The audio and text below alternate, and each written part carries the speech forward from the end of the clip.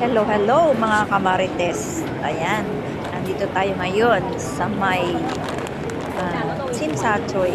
Ayan, ito ay ang pinipilahan ng maraming tao dito sa Simsatoy, lalo yung mga Chinese. Ayan, ito ang kanilang traditional foods.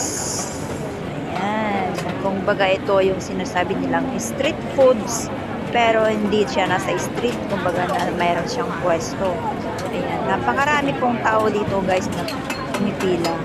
Kahit anong lahi napapabili sa murang halaga at masarap na mga pagkain.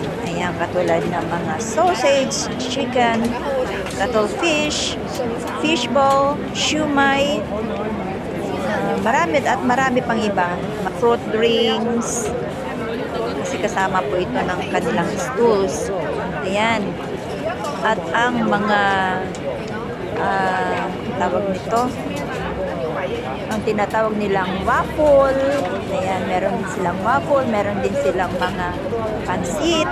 Ayan, ito yung mga sausage. Ayan, ito yung mga longganisa na sinasabi natin. Ayan. So, napakarami pong mga pagkain dito guys. Namamangha ako sa mga pumipila dito guys. Mapa foreigner. Ayan, nakikita ko bumibili sila sa murang halaga at masarap na mga pagkain nila. Ayan, kita naman ninyo guys. Ayan, isa po ako sa pumipila dito guys. At ang aking pinili ay ang sinasabi nilang lomai kai. Ayan, ang lomai kai na yan ay ang binalot na malagkit na may chicken sa loob at mushroom. Ayan, yan po ang aking pinili. So, umorder nga ako sa tindera. At ayan guys, tingnan nyo itong tindera na ito. Ito ay nagkatas siya ng sugar cane. Ayan. Ito ay mga fresh na drinks yung ginagawa ko nila. Fresh drinks, fresh fruit, fresh inumin. So ayan, para ma-refresh ka talaga guys. So ayan guys, ayan. Pag magawi kayo sa lugar na ito guys, makikita nyo po ang lugar na ito. Ito ang kanilang pinipilang lugar. Ayan.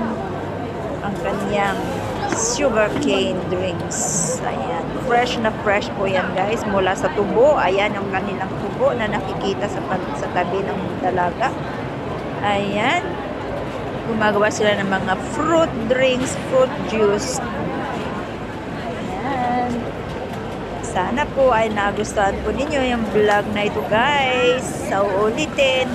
At nakita ninyo kung napanood nyo ang unang part nito guys sa aking reels na aking in-upload. Ayan.